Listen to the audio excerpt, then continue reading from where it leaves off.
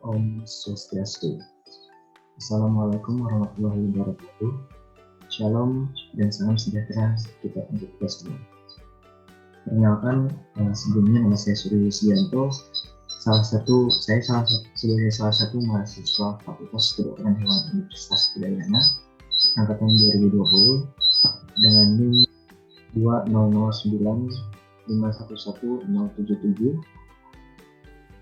Pada kesempatan kali ini, saya akan memaparkan materi mengenai bagaimana manajemen penanganan anak babi yang baru lahir dengan dosen pengampu mata kuliah manajemen dan kesehatan babi, yaitu Profesor Dr. Dokter Hewan Universitas Besar MSI.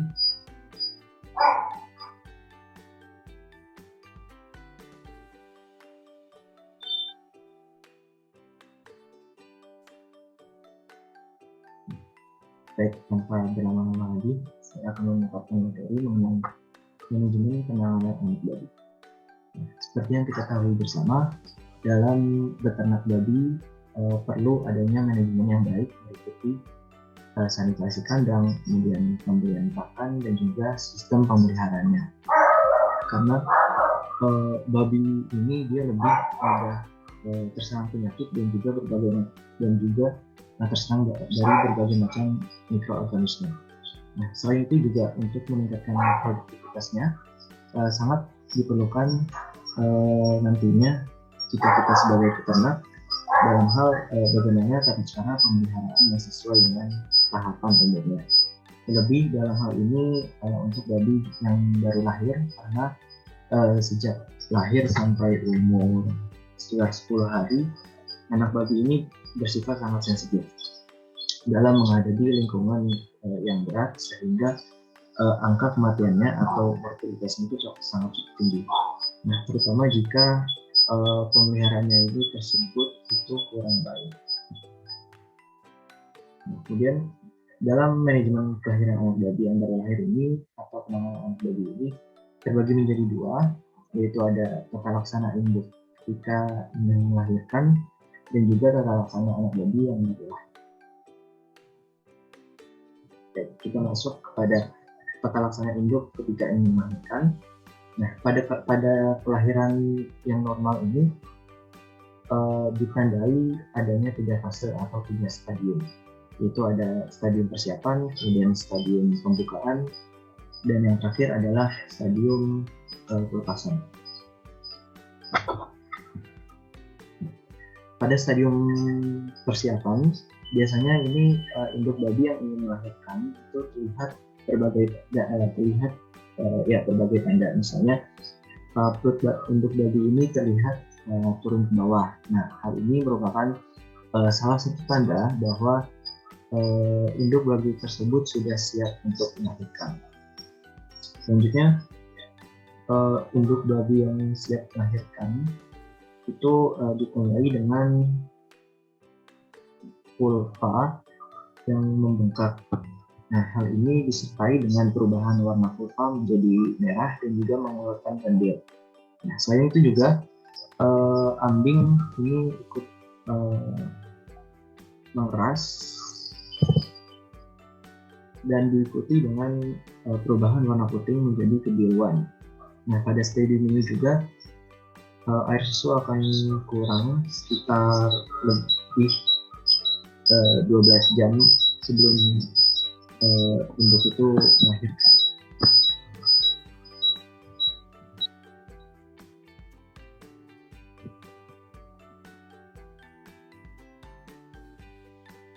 Kemudian tahap selanjutnya itu adalah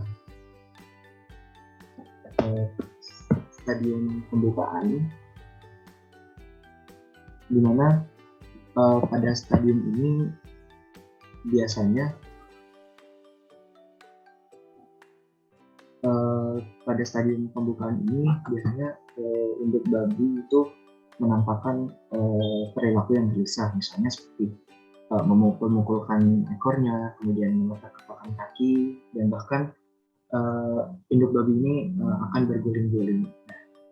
Kemudian tanda lainnya itu adanya kontraksi pada otot rahim. Dalam hal ini otot rahim tersebut ini dia akan mengerut sehingga posisi fetus ini dia akan berubah.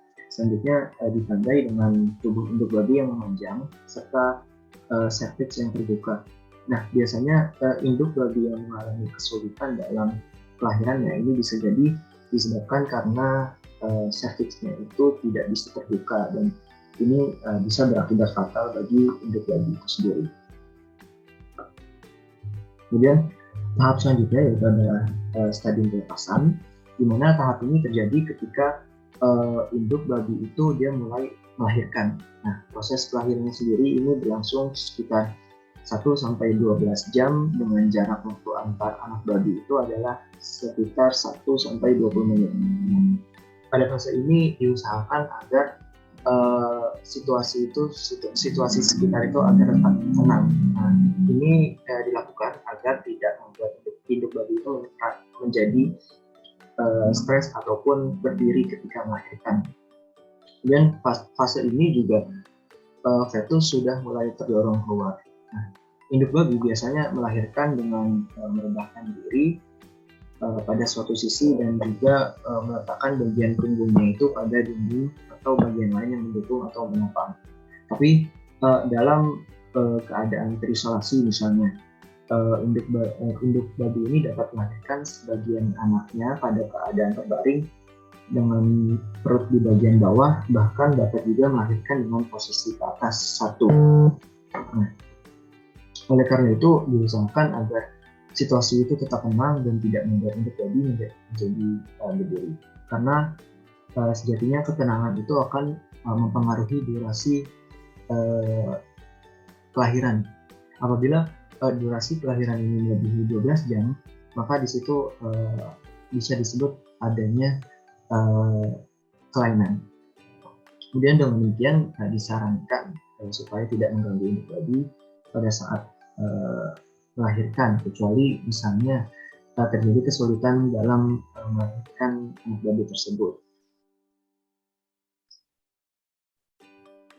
Kemudian apabila terjadi suatu penundaan atau ketika terjadi ketegangan tanpa seekor pun anak babi dilahirkan, nah peternak ini dapat memberikan bantuan. Induk yang sedikit terlambat melahirkan harus diinjeksi dengan 2 ml ekstrak biji dari bagian paha, dan apabila penundaan kelahiran ini disebabkan karena kekurangan hormonal, maka hal ini perlu penginjeksian untuk mempengaruhi induk babi itu dengan menginjeksi hormon oksitosin atau jenis obat lain dengan aktivitas oksitoksik. Nah, bahan ini dia biasanya itu merangsang kontraksi otot dari dinding rahim atau dinding uterus dan kemudian mempercepat pengeluaran fetus atau janin. Selanjutnya fase ini juga ditemukan beberapa kasus, terutama induk babi yang baru pertama kali melahirkan itu dia cenderung memakan anaknya sendiri atau kita biasa sebut dengan kanibalisme, atau apabila diganggu dengan anak babi yang sedang menjerit ataupun diganggu dengan suara lain, induk babi ini segera menyentak anak babi yang baru lahir.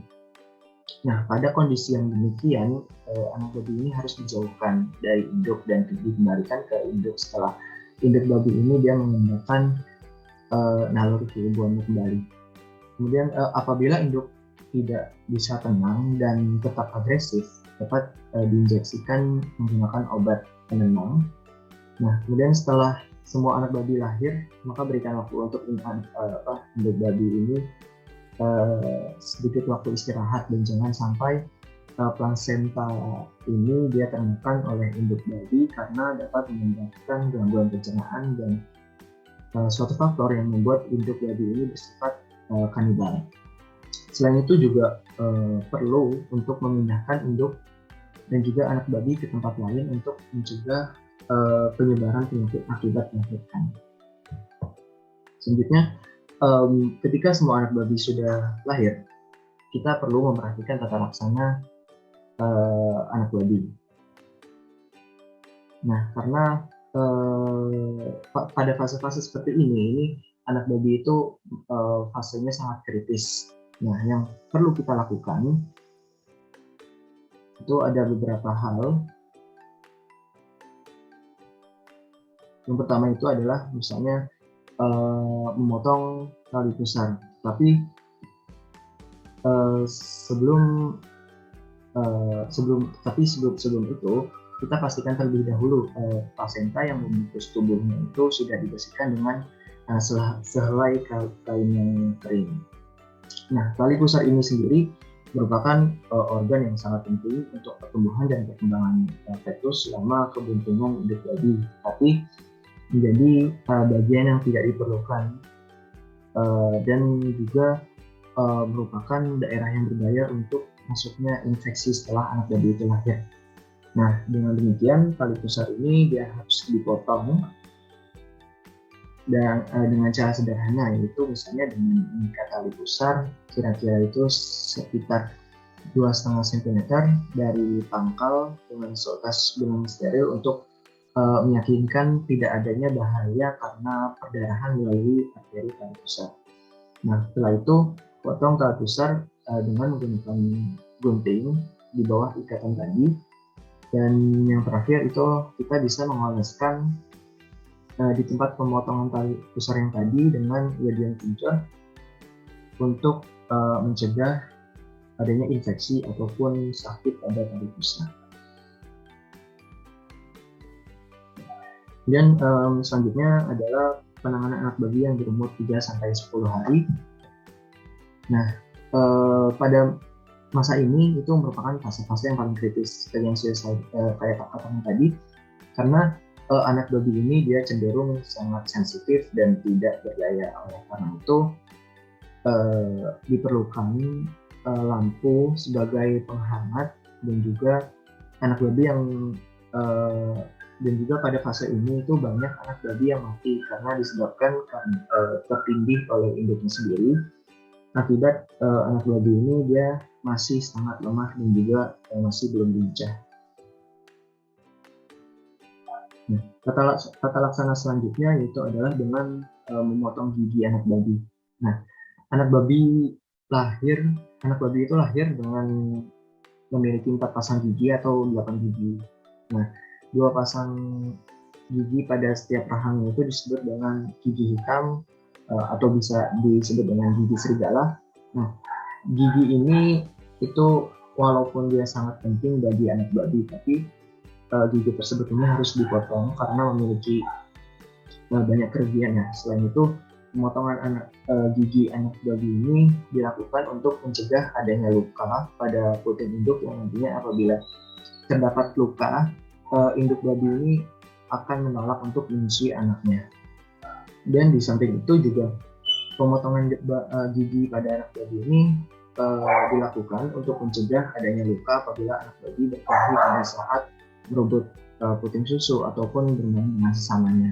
Nah, gigi ini dapat menyebabkan luka pada muka di mana luka tersebut ini dapat menjadi jalan masuknya suatu penyakit. Dan pemotongan ini bisa dilakukan dengan menggunakan alat khusus yang berbentuk seperti tang. Nah, apabila tang ini dia tidak ada, itu maka bisa digantikan dengan gunting kecil berbentuk gunting kecil yang tajam. Pemotongan gigi harus tidak memasukkan gigi yang hancur di bawah garis gusi dan harus dilakukan secara higienis.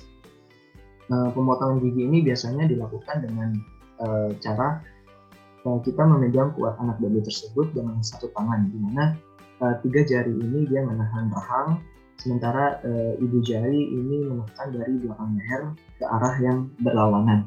Kemudian jari telunjuk ini kita masukkan ke satu sisi dari mulut, yaitu persis di belakang gigi serigala itu, yang mana nantinya ini akan mendekati ujung lidah.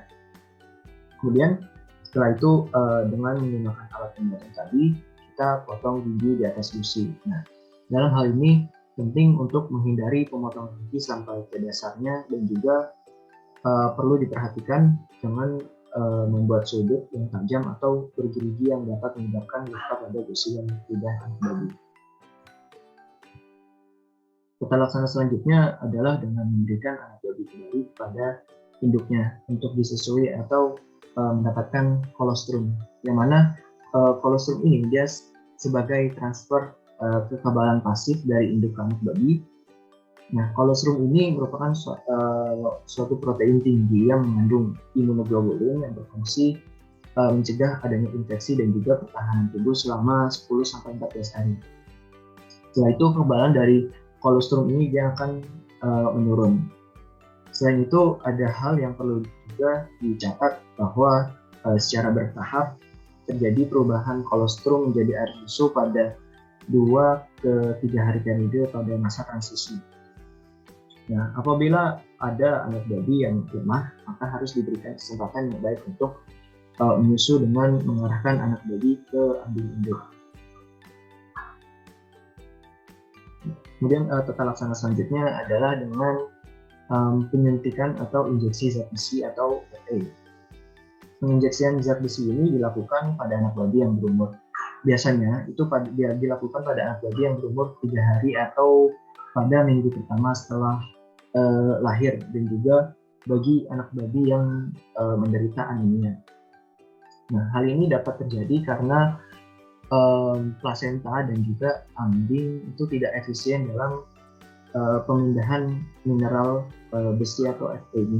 Selain itu, penambahan zat besi ini juga untuk mengatasi kekurangan zat besi itu diberikan juga kepada anak babi yang tidak bersentuhan dengan tanah langsung, yang mana hal ini dapat diberikan melalui oral ataupun mulut maupun melalui injeksi. Kemudian penyuntikan zat besi juga dilakukan sebagai tambahan zat besi di samping zat besi yang terkandung di dalam air susu, karena sejatinya dalam air susu itu kandungan zat besinya sangat rendah, dan anak babi yang lahir menyimpan zat besi dalam jumlah yang terbatas, di mana biasanya hanya mencukupi kebutuhan dari 1 minggu setelah lahir. Nah, pada waktu lahir dalam tubuh anak babi ini mengandung kira-kira 40-50 mg zat besi, yang mana zat besi ini disimpan di dalam hati utamanya, dan anak babi ini mulai menggunakannya setelah lahir. Nah, secara rata-rata anak babi itu membutuhkan 7 mg zat besi setiap hari pada minggu pertama setelah lahir, sedangkan air susu induknya itu hanya dapat memberikan 1-2 mg per hari kepada tiap ekor anaknya. Nah, dengan demikian, anak babi akan kehabisan simpanan zat besi dan juga akan menyebabkan anemia setelah 1 minggu pasca kelahiran. Apabila ini tidak teramati, perkembangan adanya anemia dan risiko kematian itu sangat tinggi.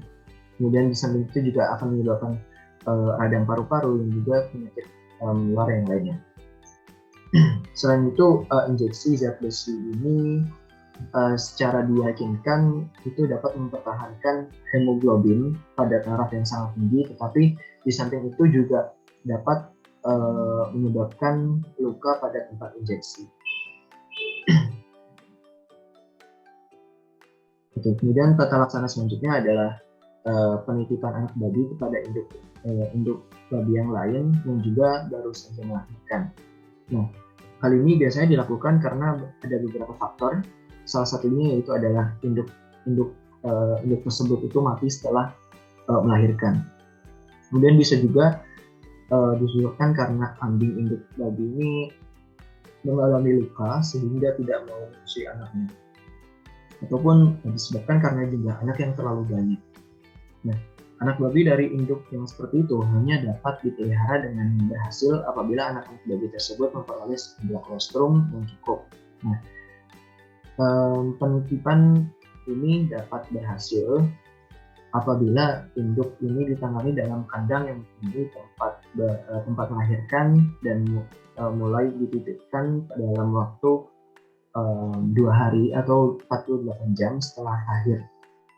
Kemudian pemindahan baik itu dilakukan lebih dini dalam kehidupannya sebelum kepemilikan puting ini sudah tetap, dan anak babi yang kuat itu dia akan lebih mengerti dan akan lebih berhasil dalam penitipannya.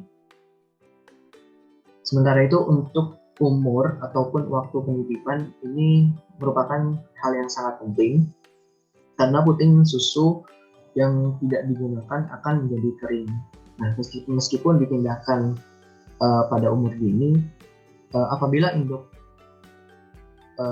tidak mau memberikan susunya atau tidak mau menyusui, satu-satu caranya yaitu dapat menerima salah satu cara untuk dapat menerima anak babi yang baru dengan pasti itu adalah dengan menyatukan anak babi dari induk dengan anak babi titipan dalam satu kotak selama 1-2 jam dan diberikan aroma yang sama seperti misalnya mengkoleksi anak babi titipan tersebut dengan air kencingnya.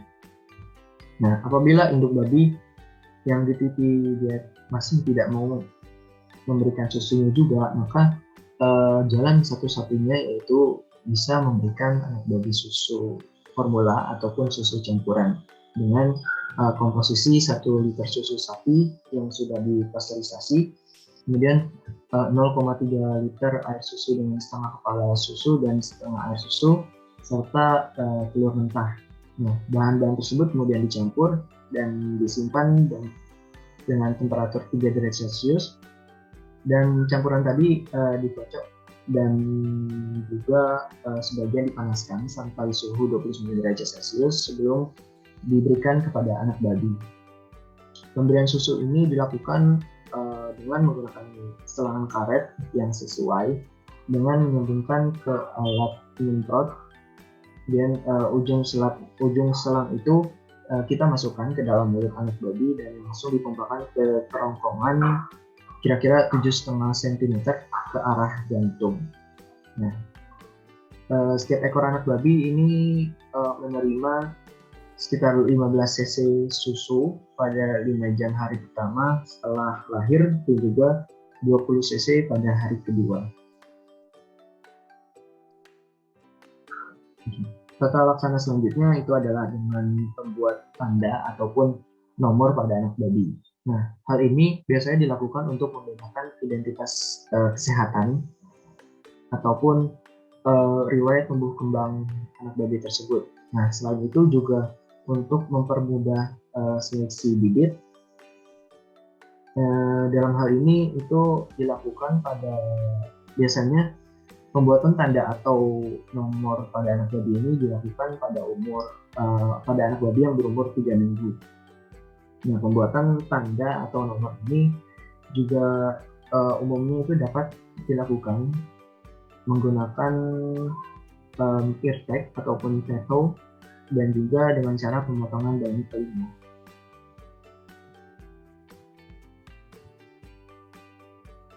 Dan tata laksana yang terakhir yang perlu dilakukan pada anak babi yang baru lahir adalah dengan kastrasi atau dikebirikan. Nah, kastrasi ini dilakukan pada anak babi yang berumur sekitar 4-5 minggu. Kenapa 4-5 minggu? Karena pada umur ini biasanya anak babi itu mudah untuk ditangani. Kemudian juga anak babi itu shock dan juga gangguan pertumbuhan itu sangat minim pada umur seperti ini.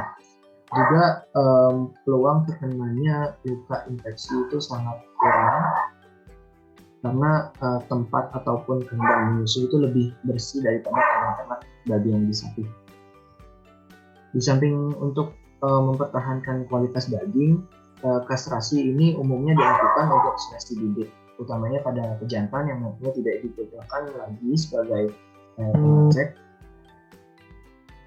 Selain itu juga kastrasi dilakukan untuk menjinakkan babi jantan yang mempunyai sifat agresif dan juga sifat kanibal.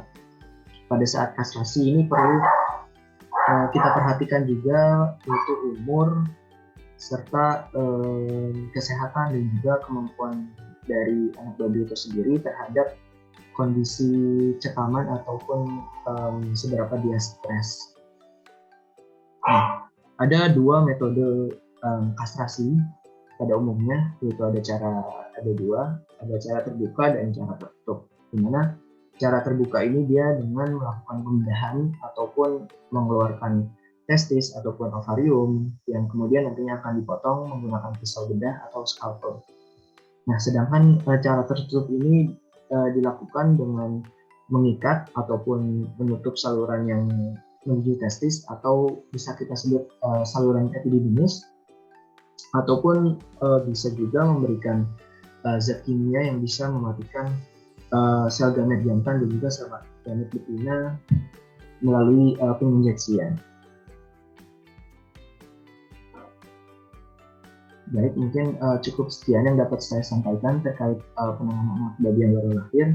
Semoga bermanfaat. Akhir kata saya ucapkan terima kasih dan mohon maaf apabila ada kesalahan kata yang kurang berkenan dan penyampaian serta kekeliruan yang saya sampaikan pada materi yang telah saya paparkan tadi. Saya akhiri dengan param santi. Om Santi Santi Santi Om. Wassalamualaikum warahmatullahi wabarakatuh. Shalom dan salam sejahtera untuk kita semua.